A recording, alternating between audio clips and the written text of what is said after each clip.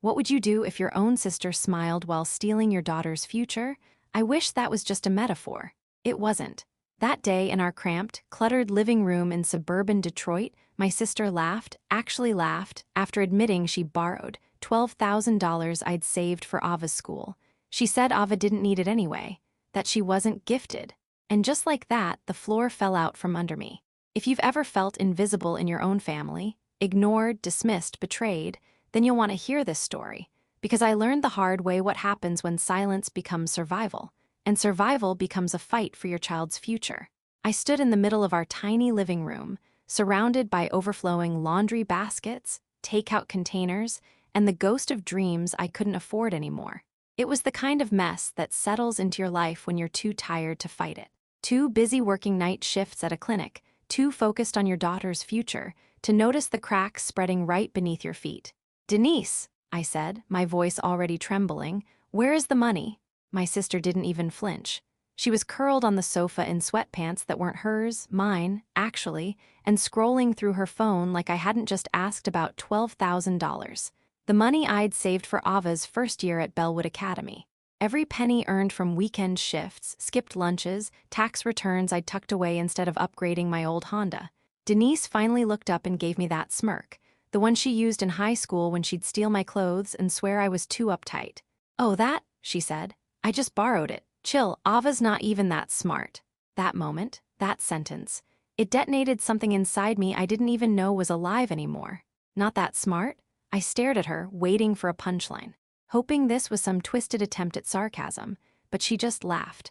"I mean, come on, Laura, Bellwood, that's for genius kids, not for girls who draw fairy wings on math tests." My hand started to shake, not from rage, not yet, just the sheer weight of exhaustion and disbelief. "You borrowed $12,000, I repeated slowly, my voice catching, "from my savings account without telling me. For what?" Denise rolled her eyes. "Just fun stuff. A little here, a little there. I'll pay you back eventually. Relax." Fun stuff. The room spun. I gripped the edge of the worn coffee table, trying to stay upright. Ava's acceptance packet was still on the kitchen counter where I'd left it like a talisman. She'd qualified for the entrance test, barely slept for weeks, poured her whole heart into that dream, and now I was supposed to tell her we couldn't afford the one thing I'd promised? "How could you do this?" I whispered. Denise shrugged. "It's not like it's life or death. Ava can go to regular school like the rest of us. She's not royalty." She said it with a grin, the same grin she used when she convinced Mom to buy her a new iPhone while I worked after-school jobs just to pay for prom. I couldn't find words. Not that she'd hear them anyway. My hands trembled so badly I had to sit down. Everything felt distant, like I was underwater. I wanted to scream, to shake her, to make her understand what she'd taken from my daughter. But all I could do was breathe, just breathe. I stared at my sister, this person I had once shared secrets with, and I realized something gut-wrenching. She didn't feel guilty, not even a little. She thought I'd roll over, like always, but not this time. Not when it was Ava's future at stake. Later that night, after the house fell silent and Denise had gone out, probably with the new coat she borrowed from my closet, I sat in Ava's room, barely able to breathe under the weight of what had happened. She was curled up in bed, her face still flushed from sleep, her long curls fanned out over her pillow like a halo. For a second, I let myself pretend we were okay, that I hadn't just discovered her future had been stolen behind my back. I brushed a loose strand of hair from her cheek, and that was all it took. She blinked awake, her sleepy eyes finding mine instantly like they always did. "Mom?" Her voice was soft, still caught between dreaming and daylight. "Did something happen?"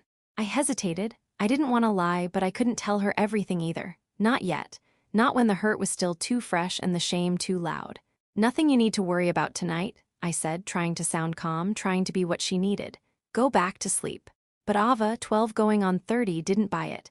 She sat up slowly, pulling the covers to her chest. "Did something happen with my school?" My breath caught. There it was, the question I wasn't ready to answer. I looked away, staring at the glow in the dark stars on her ceiling. We'd put them up together when she was 7. She still called them her sky, even though a few had fallen off and the rest had faded. "There's a complication," I admitted. "Some money that was supposed to be for your tuition is gone. It's not your fault, and I'm going to fix it." She was quiet for a long moment. I braced myself for tears or disappointment or that quiet sadness that always wrecked me more than crying. But when she finally spoke, her voice was steady. "You always fix things."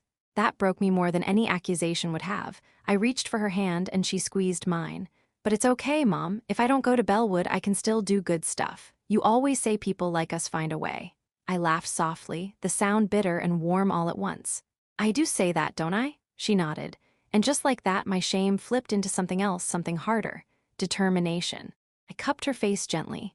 I don't care if I have to sell the car or work nights. You're going to that school, Ava. You earned it. You deserve it. She stared at me for a beat, then tilted her head. But we need the car. I smiled. Then I'll sell something else. We'll figure it out together, okay? Okay, she said. Then after a pause, what happened to the money? I didn't answer right away.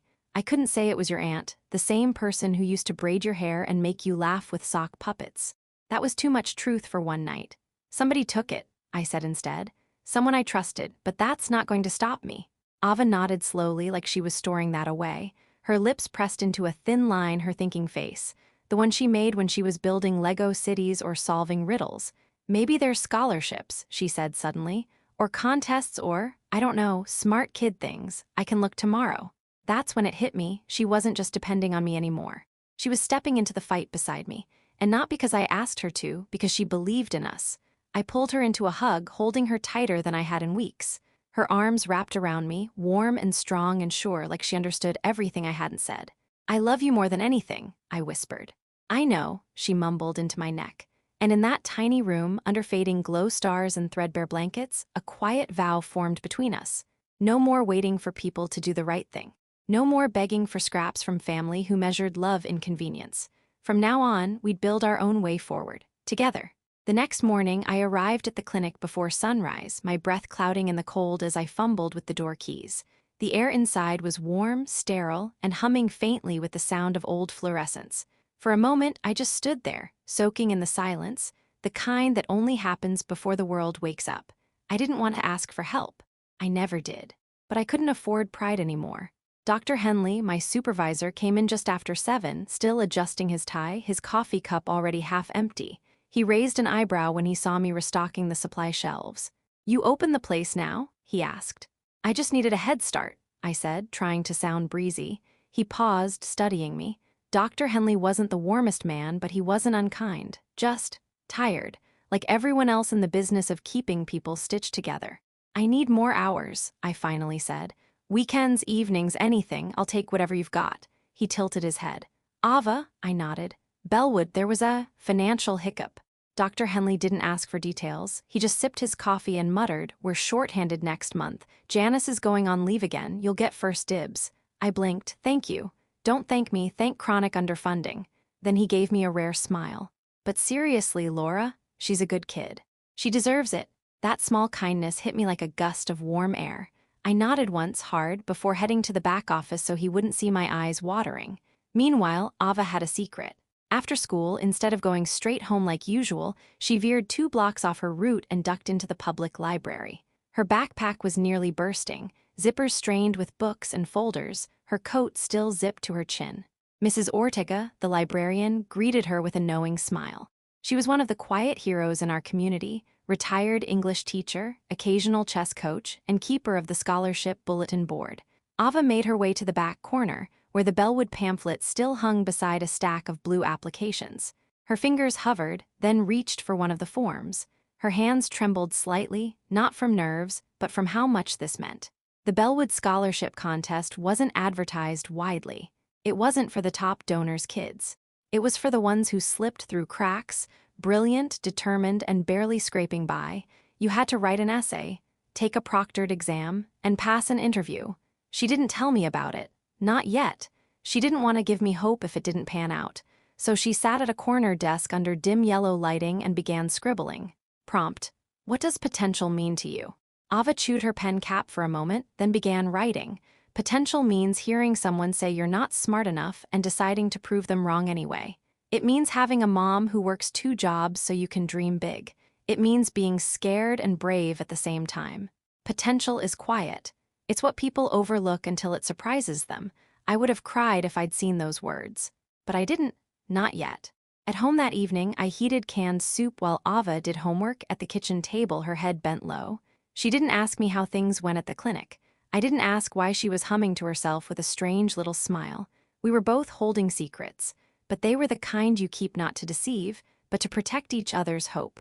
A sort of silent agreement was forming in that cluttered house. Neither of us said it out loud, but we didn't have to. We would not give up. Not on Bellwood. Not on each other. 3 days later, I was elbow-deep in latex gloves and backlogged intake forms at the clinic when my phone buzzed in my pocket. I ignored it at first.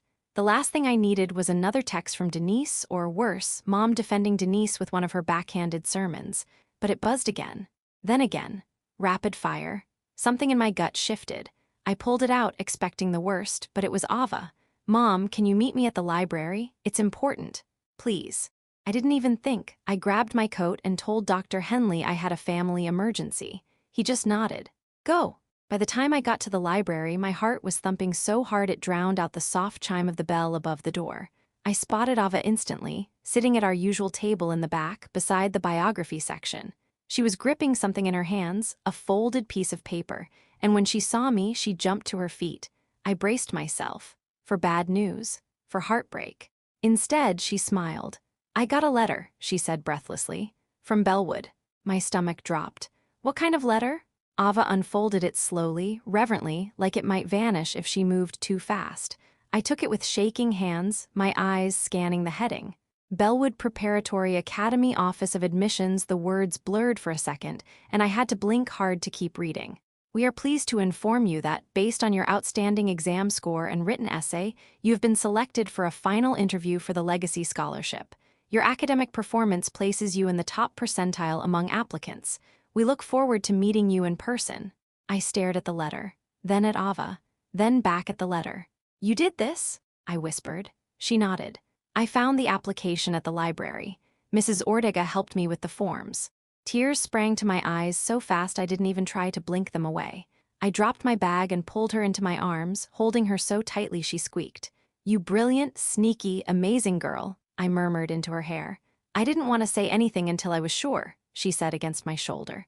"I didn't want you to worry more if it didn't work out." I pulled back, wiping at my cheeks with the sleeve of my coat. "Ava, I'm already worrying. That's my full-time job. But this is everything." She grinned, her eyes sparkling. "So you're not mad?"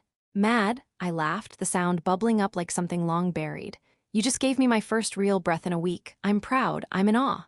We sat down at the table again, our foreheads almost touching as we read through the letter together. The interview was next Saturday. That gave us 6 days. 6 days to find an outfit, a ride, maybe a tutor, anything that might help give her a chance. A real one. Not just the scrap of a chance people like us usually get. As we sat there in that old library, surrounded by dusty shelves and the smell of yellowing pages, I felt something shift inside me. A crack of light through a long-closed door. Hope. I reached across the table and squeezed her hand. "No matter what happens in that interview, you already proved something." "What?" she asked. "That nobody gets to decide your worth but you." She looked down at our joined hands. "Do you think I have a chance?" "You don't just have a chance," I said. "You've already kicked the door open. Now we help you walk through it." The next morning, I bundled up tighter than usual before heading to my mother's house. Not just because of the snow, though the flakes were falling slow and steady, like the sky had all the time in the world to bury us, but because I needed armor. I hadn't been to Mom since the borrowing incident. She hadn't called after I confronted Denise. Hadn't offered to help, hadn't even asked if Ava was okay. But I told myself maybe that was just distance, not disinterest. Maybe she just needed prompting. Maybe she'd surprise me. The walkway up to her front porch was already buried in white. I knocked once, twice. Then the door creaked open and warmth rushed out, along with the smell of cinnamon candles and coffee. The house was glowing, cozy, decorated with garland and glittery snowmen. It looked like a holiday card. Mom stood in the doorway wearing her robe and slippers, her hair curled the way she always did when expecting company. "Laura," she said, surprised but not unhappy. "Is everything all right?" I nodded, brushing snow from my coat. "Can I come in for a minute?" She stepped aside. "Of course." The kitchen was full of sunlight and the clink of her favorite china. She'd set 2 cups on the table, one already steaming. Hope flickered, had she been expecting me. But then she added, "Denise is stopping by later with the twins. We're planning their Disney trip. I thought she could use a little break." Of course, I sat anyway. "I need a favor," I said gently. "Ava's interview for the Bellwood Scholarship is this Saturday. We need a dress, maybe shoes, bus fare. It's not much, but I don't have it right now." She froze for a second, then took a long sip of her coffee. And you're asking me? Just until payday. I'll pay you back, I added quickly. Mom didn't answer right away. She stared at the little snowman figurine on the windowsill, the one Ava gave her 2 Christmases ago, glitter peeling at the edges. I'm not sure that's the best use of money, sweetheart, she finally said. Bellwood's for very advanced kids, isn't it? You said it was a long shot. She scored in the top percentile, Mom, she nodded absently. Still, it's a lot for a maybe, I blinked. So's Disneyland. That got her attention. She looked at me, tight-lipped. That trip is something Denise's children will remember forever. It's a once-in-a-lifetime experience. They're just children, Laura. And Ava's what, an adult? She doesn't get once-in-a-lifetime moments? My voice cracked at the end, not with anger, though I felt plenty of that, but with something worse. Hurt. The kind that comes when you already know the answer and ask anyway, hoping this time will be different. Mom sighed. You know Denise doesn't have it easy either. She took $12,000 from me, I whispered, and you haven't said a single word to her about it. She said it was a misunderstanding. She said Ava's not gifted, I said, louder now. She laughed in my face. That stopped Mom, just for a beat, but it passed. And then she folded her arms, cold now, like she'd decided the conversation was over. You've always been dramatic, she said gently, and harsh. Denise has her flaws, but she means well. Maybe you should try forgiving instead of blaming. I stood slowly, the chair scraping against the tile. Thank you for the coffee, I said, voice flat. Laura, don't be like this. But I was already at the door. Outside, the snow had thickened. The wind picked up, whipping my scarf around my neck. I didn't have gloves, and the cold bit into my fingers, but I didn't care. I walked the whole way home. Past the park where Ava used to swing so high I'd swear she touched clouds. Past the bakery that still had our favorite muffins, though we hadn't splurged in months. Each step sank a little deeper into the snow. By the time I got home, my jeans were soaked through, my fingers numb, but inside me burned something fierce and unrelenting. She would go to that interview, even if I had to beg strangers, even if I had to stitch her a dress myself, because this family might be blind, but I wasn't. Ava was a star, and I'd be damned if I let them keep her in the dark. 2 days after my mother closed her door and her heart, I was on my break at the clinic, sipping lukewarm coffee in the staff lounge, when the door creaked open and in walked someone I hadn't expected to see that day. Margaret. Margaret Davis was a retired English teacher turned part-time receptionist at the clinic, though receptionist didn't quite cover it. She was a living encyclopedia with a lipstick collection that could rival Macy's and a way of seeing straight through people's defenses without ever making them feel exposed. You look like someone who could use a win, she said, plopping down across from me with a thermos in one hand and a crossword puzzle in the other. I forced a smile. What gave it away? The dark circles or the existential sighing? Margaret chuckled. I've been a teacher for 30 years, honey. I know the face of a mother carrying the weight of 2 lives. That nearly undid me. I stared into my coffee, unsure how to start. But maybe it was the way she said it, soft, unjudging, familiar. So I told her about Ava's score, the scholarship, the interview, the money I didn't have, the help I couldn't get, and how I was failing at pretending it didn't crush me. Margaret didn't interrupt. She just listened, nodding slowly, her face unreadable. When I finished, she leaned back, her expression thoughtful. I may not have much to offer these days, she said slowly, but I know how to prepare a smart girl to make adults fall in love with her mind. I blinked. You're offering to help? If she'll have me, and if you don't mind meeting somewhere a little unorthodox. 2 evenings later, Ava and I stepped into the basement of St. Catherine's Church. It smelled like old books, chalk dust, and lavender cleaning spray. There were paperbacks stacked on folding tables, beanbag chairs in every corner, and a mismatched collection of lamps that bathed the room in a golden, cozy glow.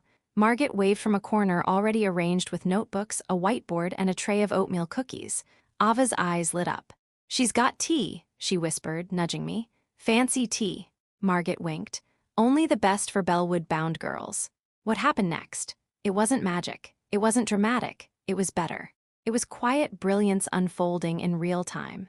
They started with warm-ups, word associations, light current events talk, classic literature references, then mock questions. Tell me about a time you showed leadership. What do you think is the greatest challenge facing your generation? Ava stumbled through the first few. Her hands fidgeted. Her voice wobbled. But Margaret never flinched. She offered feedback the way a sculptor might chisel marble, careful, patient, believing in what lay beneath. By the end of the first session, Ava was laughing. Not the polite, guarded kind I was used to hearing at school events, but the full-bellied kind. The sound filled the whole basement like music. And I sat in the back, sipping lukewarm tea and watching my daughter glow. It hit me then how rare this was. For Ava to be seen, truly seen, by an adult who had nothing to gain. For me to feel not alone in the fight. Over the next few days, we made the basement our sanctuary. Every evening after clinic hours, we walked there in the cold, boots crunching through slush, hands tucked into shared mittens. Margaret was always waiting, a new question or prompt ready, a new cookie variety to test. I couldn't give Ava Disney. I couldn't give her the glitter and cheer the rest of the family poured over Denise's kids. But this felt like something sacred. One night, on the walk home, Ava slipped her hand into mine. She said I remind her of her favorite student from '97, she said, grinning. He became a judge. She's right, I whispered. They're lucky to have you. Bellwood doesn't even know yet how lucky. Ava didn't say anything. She didn't need to. The snow was falling again. Soft, gentle. This time, it didn't feel like a weight. It felt like quiet applause. Saturday arrived wrapped in frost, the kind that glitters on rooftops and makes even cracked sidewalks look touched by magic. I stood at our front window, watching my breath fog the glass, one eye on the time, the other on Ava's door. She hadn't come out yet, not since she'd slipped in there an hour ago with the thrift store garment bag I'd found for $4 and pressed for 2 hours until it looked like something Bellwood-worthy. I wasn't nervous, not in the usual sense. I was past nerves. What I felt now was something deeper, older, like watching your child step onto a stage you've never been allowed to visit.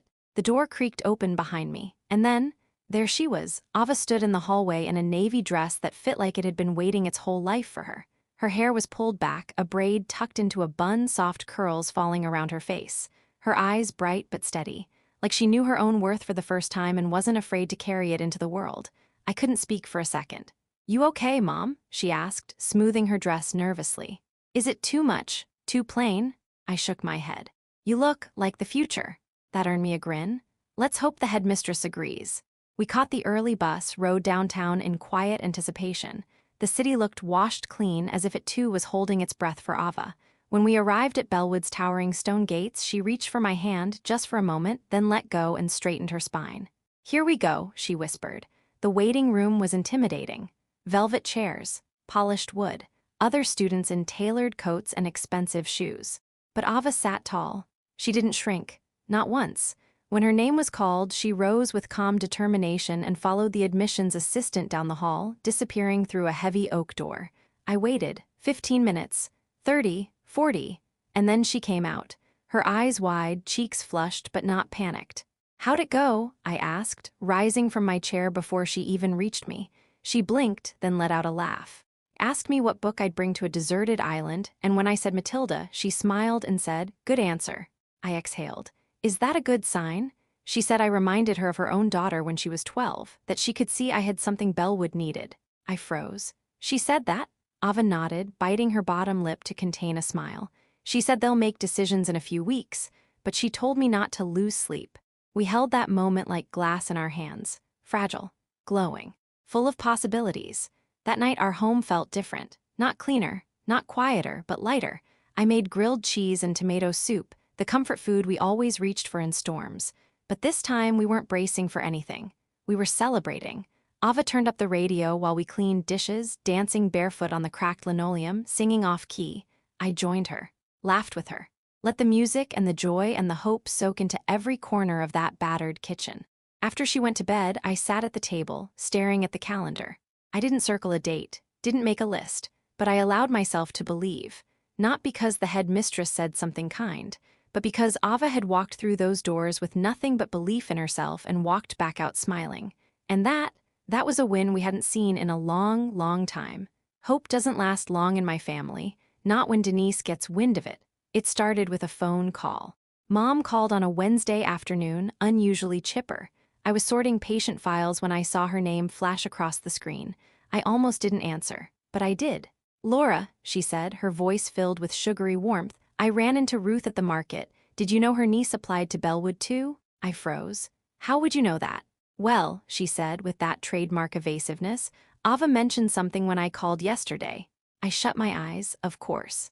I thought you didn't believe Bellwood was a realistic choice, I said quietly. Oh, sweetie, she said, laughing lightly. That was before I heard how smart she really is. Top percentile, right? You didn't tell me that. I didn't respond because I had told her. She just hadn't cared then.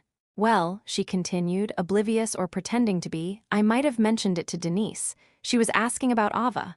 That caught my breath. You told Denise? I asked sharply. Why? She's your sister. She deserves to know. You act like everything needs to be a secret. I was too stunned to reply, too full of dread, and rightly so. That evening, just before dinner, I made the mistake of checking my phone while Ava set the table. I wish I hadn't. I really do. There, at the top of my feed, was a new post from Denise. Public. Purposeful. So proud of my niece for almost getting into Bellwood thanks to their generous charity programs. Who knew pity could get you past the gates? Beneath it, a filtered picture of Ava from 2 summers ago, when I didn't know Denise had. The comments rolled in. Lol Denise, you're terrible. Wait, Bellwood gives handouts now?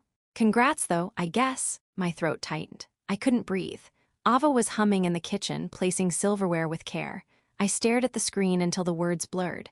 Then I locked the phone and set it down like it might explode. I walked into the bathroom, turned on the sink, and stared at my reflection. It wasn't just the post. It was the timing. We were supposed to go to a family dinner the next night. A rare gathering, cousins, aunts, distant relatives visiting from out of state. One of those once-a-year obligations where you try to smile and pretend no one has been stabbing you in the back for months. I had said yes because Ava wanted to go. Because maybe, just maybe, things had turned a corner. I had let my guard down. But now I wanted to stay home. Lock the door. Rip the internet out of the wall and never speak to Denise again. I walked back to the kitchen, trying to pretend I wasn't shaking. Ava looked up. What's wrong? I paused. Nothing. Her eyes narrowed. Mom. I sat down at the table, my legs barely cooperating. Denise made a joke online about Bellwood, about the scholarship. Ava blinked. A joke? I nodded. She swallowed. What did she say? I didn't repeat it. I didn't have to. She understood. Her hands folded in her lap. Her jaw clenched. I expected tears. Instead, I got something else. Calm. They can say what they want, she said. Bellwood doesn't care if we have money. They saw me. That's what matters. Her voice steady, her eyes clear. I stared at her like she was something holy. I don't want to skip the dinner, she added after a beat. Let them see me, all of me. You're sure? She nodded. They're going to talk either way. Might as well give them something to talk about. And just like that, the power shifted. Not with fury. With grace. That night I lay in bed, staring at the ceiling, marveling at the girl down the hall. My daughter wasn't fragile. She was fire. And I would follow her into that room tomorrow, chin high, shoulders straight. Let them watch. Let them whisper. We were done hiding. Friday evening came wrapped in nerves and casserole dishes. We pulled into Aunt June's driveway just before 6. The house was glowing with Christmas lights, every window a flickering frame of warmth and noise. Laughter spilled out from behind the frosted glass. My fingers gripped the steering wheel like it was the only solid thing left. Ava reached over and touched my hand. Don't worry, Mom, she said. They'll hear the truth, even if we don't say a word. I looked at her, 12 years old and already wiser than half the adults inside that house. Her hair was pinned back, a tiny silver clip catching the light. She wore the same dress from the interview, with an old wool coat that we'd pressed until it pretended to be new. She looked like a girl on the edge of something enormous, and I wasn't going to let anyone shrink her back down. We stepped inside together.